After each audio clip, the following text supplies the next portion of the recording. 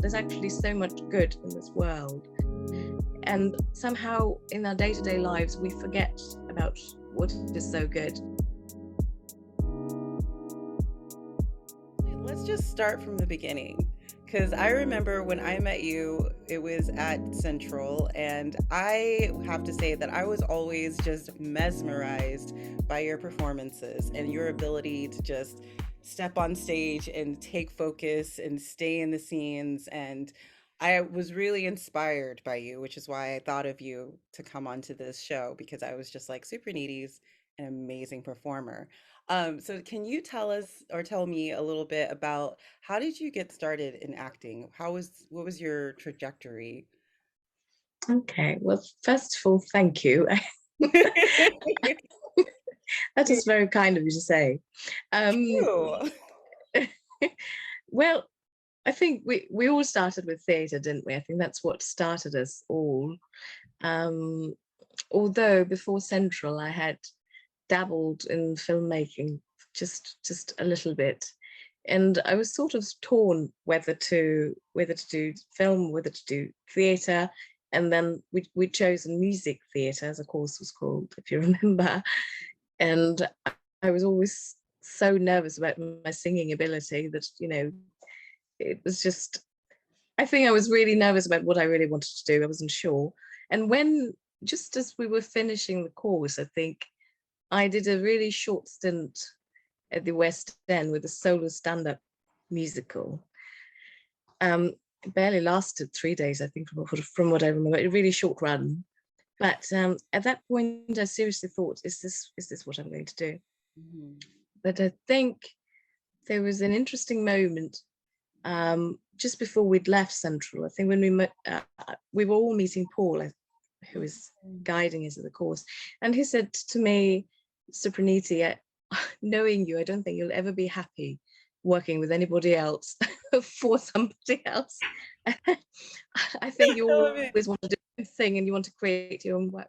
And I think he was spot on. I just simply couldn't get back to the idea of, I want to play a part in somebody else's piece of work. As interesting as it is, and it's a great learning experience, um, I just felt that I had to create something of my own, and I've sort of stuck to that. Um, Although I don't mind collaborating, if that makes sense. Yeah. That's very different. I love collaboration, but I just never could go into this. I'm going to go audition for a piece and work it that way. And somehow I think from theatre I just went back into film, and that's the way it's been. You're a woman with your own mind. I love it. You're like, no, thank you. I have my own ideas. You're welcome. So how talk to us or tell me a little bit about the filmmaking component. It's been interesting because I think it started with micro budget work, and it was short films for a while, and then I had to also to bring in the bread and butter. I had to keep doing filmmaking for organizations. So I was working with a charity for many years. So I was doing promotional work for them, and then in my own spare time I was trying to make films. And finally I made a feature film, um, and Pow played a big role in that because I I managed to rope him in. saw.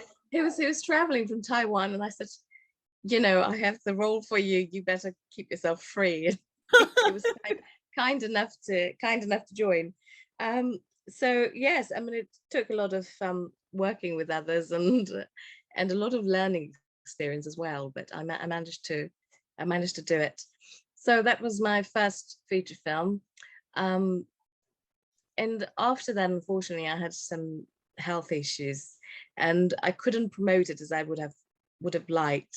Although I had some good response from some people who had watched it, and I just thought that it's time for me to focus on myself. And then I did a short video to bring awareness for my own health issues that I had experienced and the way women feel about it, um, going through those times.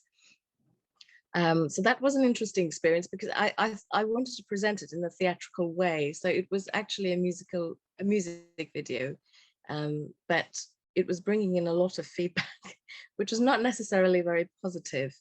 Mm. But I thought it was quite interesting because it was bringing people to engage in a conversation. Why do people perceive women in a certain way? Um, but I didn't really just want to leave it there on the internet.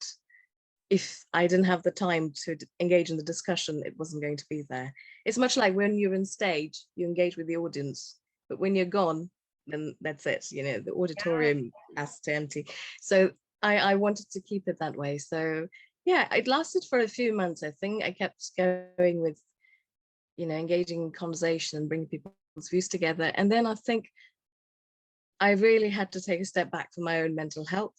Mm. Um, and physical health as well. So I took a break, but then I focused a lot on writing, and I carried on doing the promotional work that I was doing. So I've done a lot of writing for things that I will probably launch soon. So I've been doing the groundwork, but I have been very much limited to myself for a while. Yeah. This is where I have been. Can you tell us a little bit about your health problems and the project that came out of that? Or is that oh, Oh, no, it's no. I had a condition called endometriosis okay. at the time, so it really affected me because it gave me a lot of pain. I mean, Yeah. that's the only way to describe it. And I think it was so agonizing that I couldn't really engage with the world around me as I had wanted. But there's also a lot of stigma around women's health and just talking about it. So I wanted to present something that was quite visual. This was back in 2015 or Oh, 2016, I wow. can't quite remember. It's a long time ago. Um, but it's after that. I mean, it was such a huge contrast, and some women were just saying, "We needed this. Yeah, Thank you for making it." I can And there were imagine. some people saying, "This is so gross. This is ridiculous," and that in a strange way, I found it really funny. Um, but it also affected me. I won't lie, because it's a very, very strong response. It's very raw, if you see How what do I mean. how do yeah, I do. And how do you manage that? And as an artist, when you put yourself out there, you like put out there something so personal. How do you manage the negativity that you received? It is difficult. I think you're always vulnerable to things. Um, I think it's harder when it's coming from people that you sort of know, Mm. and you know that sort of is a bit difficult. But if it's strangers, then I think it's easier to blanket or say that that's an opinion.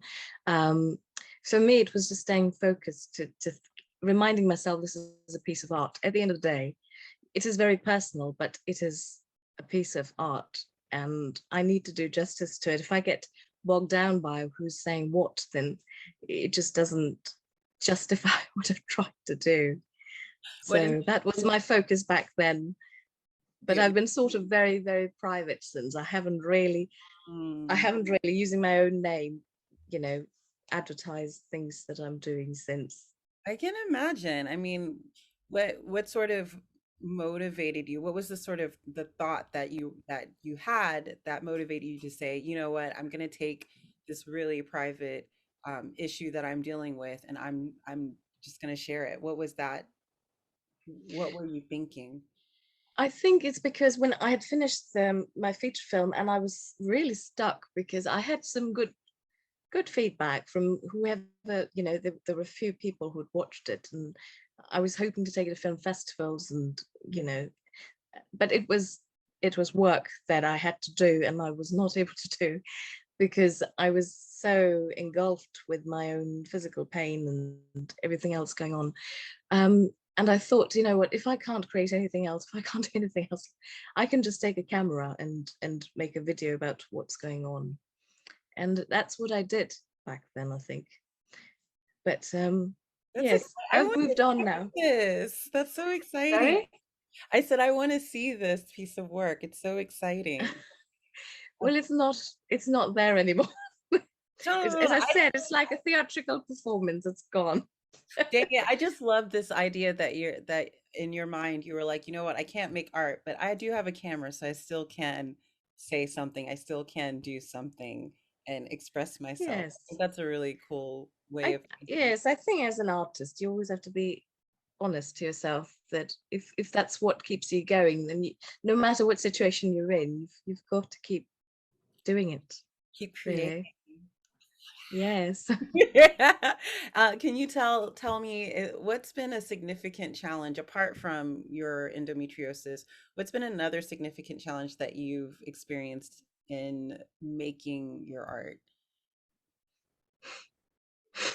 I think there are always challenges, it's about what you think is a challenge. And sometimes it's a challenge, but it's actually a blessing disguised as a challenge, because it's always taking you somewhere else. Mm. Um, I feel that just being able to collaborate in whatever situation, just being able to keep creating no matter what's happening in your personal life, I feel is the biggest challenge. Mhm. And I think that applies to every artist, really. But no matter what state of your mental health, no matter what state of the world, I mean, given the pandemic, it's thrown everything out of whack. Yeah. And for us to keep doing things and for us to keep creating things, I think that's the biggest challenge, no matter what. Have you found that since you've become a mother that your what you want to create has changed, or do you still like the themes of what you want to create? Has that sort of altered, or no? um I mean, you always get tempted about, just now it's Christmas time and you're fascinated by Santa and elves. And, you always think, maybe I could do something, or a little panto. I don't really know. I mean, it's just these little things. You always want to do fun things, don't you? And so I think, yeah, I mean, you do get that sort of, that part of your mind where you think, open your imagination like a child does, and opens the vistas to so many things that you probably forgot, back when you were a child. You used to think the same way. So I think that, I mean, I've started to think more in terms of what would appeal more to sort of a general audience, so to speak, in film terms. But that doesn't mean that I'm going to, go away from the work I would have done, say, for PG-13 or something. I don't really know. A deep I won't. endometriosis film, a kid version. No, kidding. Yes, I mean, yeah, I mean, they have to go hand in hand, really, I Yeah. suppose. I find that difficult too to sometimes because I'm so used to working with children in theater, and then I have this other side of me that's really dark humor, really inappropriate, and I find that hard to sometimes I balance in the sense that I always feel like I have to be in kid mode, which is very, okay, Miss Brown is in charge or Miss Brown is being silly right now. But then there are other parts to my art or my work Exactly. that I would like to explore. So Yes, I get that. I really absolutely. do. It helps to hear it verbalized from another human. Absolutely. Absolutely. Since we don't have a lot of time, I have a question to ask you. I wish we had more Of time. course. All good. No, that's Uh, fine. what lessons do you feel your art have taught you? Oh, what lesson. Or To never lesson? give up, really, to never give up, Mm. because I feel art is so dependent on this interesting characteristic of time, that it never lasts. Nothing ever lasts. With time, art changes, but it's relevant. I mean, there will always be some tones for us humans that we could always go back and relate to. And I think it's just that nature of it, that it can embrace time, that inspires me the most, really, I feel. Oh, I love it. You're so wise, Supraneeti. I just knew it. You're You're so good at always so flattering me, wise. Crystal. No, So I'm good at serious. it's very kind of you. Thank I'm you. serious. Okay, one last question, and then unfortunately, Mm-hmm. I think maybe two. Far away. Uh, what what do you say inspires you to create your work? And we might have talked about it a little bit about it, but can you kind of dive a little bit more into what, and like if are you walking down a street and you get an idea, or is there something that inspires you to make your work? Oh, okay. What inspires me is I'm really fed up of bad news. Put it that way. Just so Got it. I've reached a point in my life where I feel that I've stopped engaging with news because it's just there's nothing that I feel enriches my life. I don't really need to know most of it.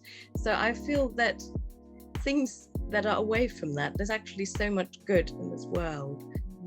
And somehow in our day-to-day lives, we forget about what is so good. And just bringing us back to it is what I feel is important. And if there could be something that I could make that helps me reconnect with the things that I want to be mindful about or I want to enjoy, then I want to do it. And that's why all the good things that happen in the day, I feel, what is the one word that would sum up, and what's that one feeling? And then that feeling turns into emotion and a stronger sort of a little idea, and then that just, it's like a snowball effect. And at the end of the day, week, month, maybe even the year, that strong feeling carries in it an idea that I think I might create something with. And that's the way it works in my head. Yeah, it's almost like a snowball effect, it sounds like. That's right. It gets larger and larger and larger. That's Yes. awesome. So on that note, do you have anything specific that you'd like to share that you're working towards? Oh, that would be telling, really. Well, there are a few things I'm working on. I have been working on them for a very long time, and I feel a little bit, well, I feel slightly bad that I still haven't managed to put it all together.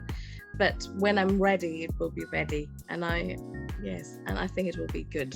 So of course it'll be good. And you know, I mean, but it's film related, I can tell you that much. So yes, and that's quite excited.